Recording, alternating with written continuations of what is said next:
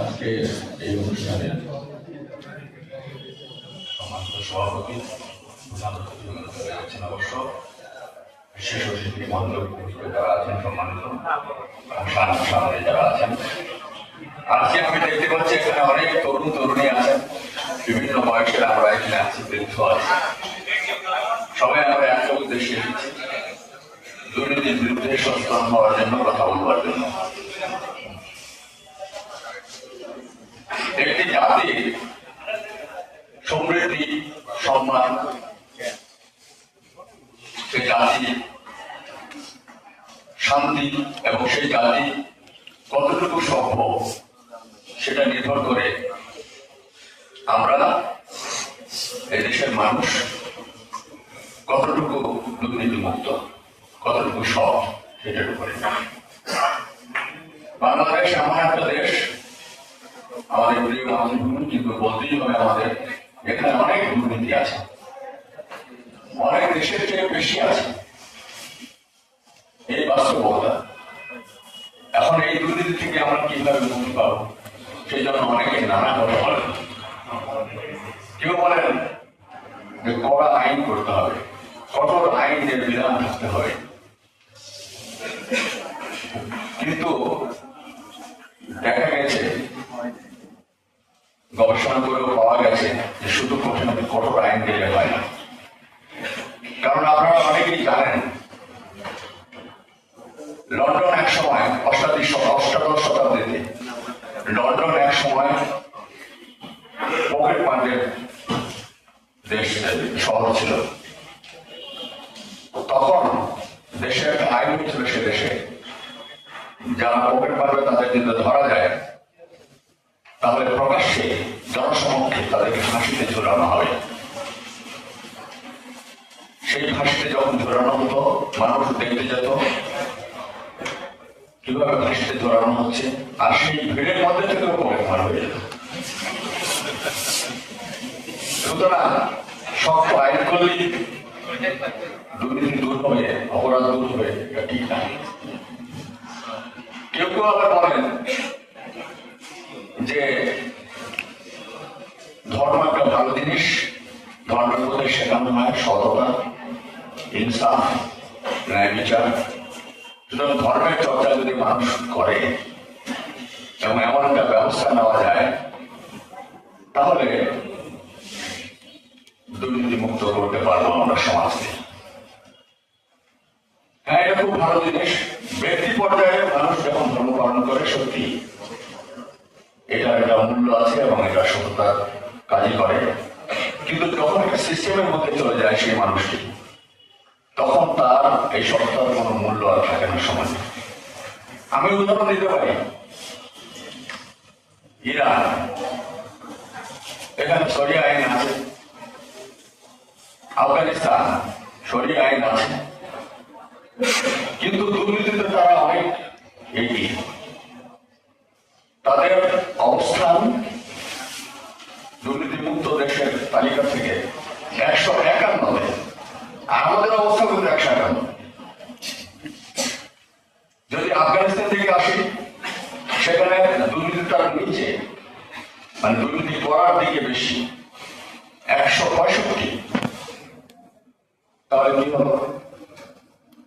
অথচ আপনারা একটা জিনিস দেখেন, বর্তমান সালে, মানে 24 সালের যে পরিসংখ্যান, তাতে পৃথিবীর সবচেয়ে কম দুর্নীতি আছে ডেনমার্কে।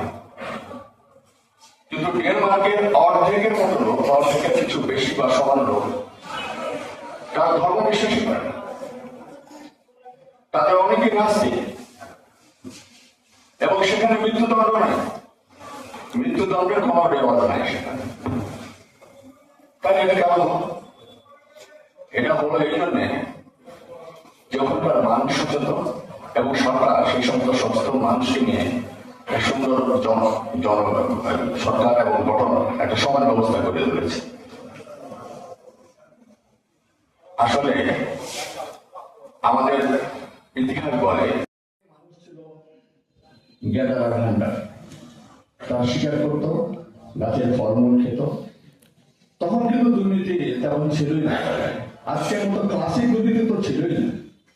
ছোট ছোট দল ছিল, যা তারা সংগ্রহ করতো সেটা ভাগ করে খেত। তখন অফিস আদালত ছিল না, তার সিদ্ধান্ত নিত সবাই একসঙ্গে মিলে, সেখানে এক ধরনের গণতন্ত্রের চর্চাও ছিল। কিন্তু আমরা যেটা বলি সম্ভব, মানে আমরা এগ্রিকালচারাল রেগুলেশন করলাম, স্থায়ীভাবে মানুষ বসবাস করতে শুরু করলো, কিন্তু সেই সফলতার সঙ্গে কিন্তু অসফলতার জন্ম হলো।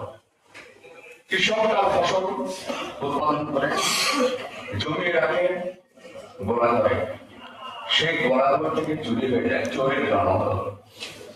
আরো অনেক পেশাদার মানুষের জন্ম হলো, যারা ডাক্তার বা বৌদ্ধ, যারা উকিল, যারা সৈনিক, যারা পুলিশ, যারা রাজা মন্ত্রী।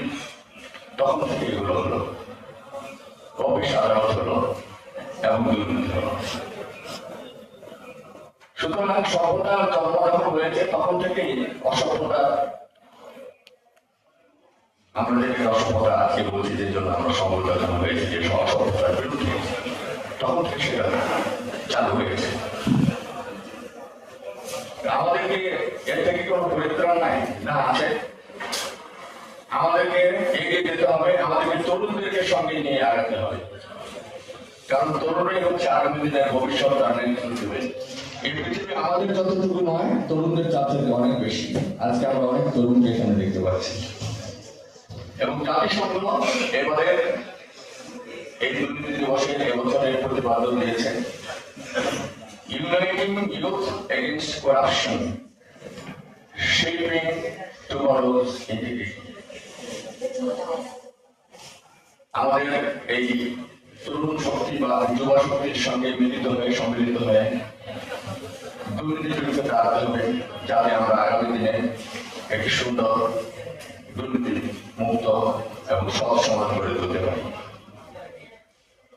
আসলে এখানে আমরা এক ধরনের কাজ করছি, টিএমপির পক্ষ থেকে দুটো কাজ করছে, দুটো কাজ করছে, এবং যারা বিভিন্ন অফিসে কাজ করছেন, প্রশাসনে আছেন বিভিন্ন জায়গায়, সেখান থেকেও তারা দুর্নীতির বিরুদ্ধে হয়তো কাজ করছেন। কিন্তু আরো করতে হবে, কারণ আজকের যে আমরা মিটিং, সবার সবচেয়ে বড় কথা হচ্ছে দুর্নীতি যে আমাদের শত্রু, একটা খারাপ জিনিস, একটা অসভ্যতা, সেটা কিন্তু আমরা সবাই স্বীকার করছি। যেমন আজকে আমরা সবাই একসঙ্গে মিলিত হয়েছি, ভেতরে কি আছে আমরা জানি না, কিন্তু সভ্যতা কিন্তু এই স্তরে একদিনে আসেনি। যুগের পর যুগ মানুষের অনেক প্রচেষ্টার ফলে এখানে এসেছে। এক সময় দাস প্রথা ছিল, আপনারা জানেন, খুব বেশি দিন আগে নয়, কিন্তু সেই দাস প্রথার বিলোপ এই মানুষই করেছে। এক সময় কিন্তু এই ভারতবর্ষে সতীদাহ প্রথা ছিল, স্বামীর সঙ্গে, মৃত স্বামীর সঙ্গে জীবন্ত স্ত্রীকে চিতার আগুন ফেলে দেওয়া হতো। সেই অসভ্যতা কিন্তু আমরা দূর করেছি, মানুষ দূর করেছি। কত কেন? এই তো সেদিনে আমার মনে আছে যে আমরা ল্যাট্রিন টয়লেট ব্যবহার করতাম না অধিকাংশ মানুষ, কিন্তু আমরা সেই অসভ্যতা থেকে এখন মুক্তি পেয়েছি। মানুষ আমরা চেষ্টা করেছি, দিনে দিনে হয়েছে। সুতরাং আমরা আশাবাদী এটা হবে, আমাদের সকলের প্রচেষ্টায় এটা হবে। এবং আজকে আমরা যে অবস্থায় আছি, সংস্থা পরিবর্তন হবে এবং একদিন দুর্নীতি মানব সভ্যতা থেকে দূর হয়ে যাবে। টেকনোলজি আসছে, টেকনোলজি কিন্তু অনেক দুর্নীতিকে দুর্নীতির হাত থেকে আমাদের বাঁচিয়ে দেবে। নতুন নতুন শক্তি আসতেছে এবং তাদের মধ্যে উদ্ভাবনী শক্তি আছে নতুন। নিশ্চয়ই আমরা একদিন সফলতা হব, সেই দিন এই সফলতার ইতিহাস রচিত হবে। সেই ইতিহাসে আমাদের এই প্রচেষ্টার কথা উল্লেখ থাকবে।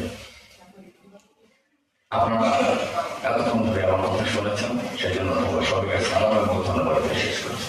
আসসালাম।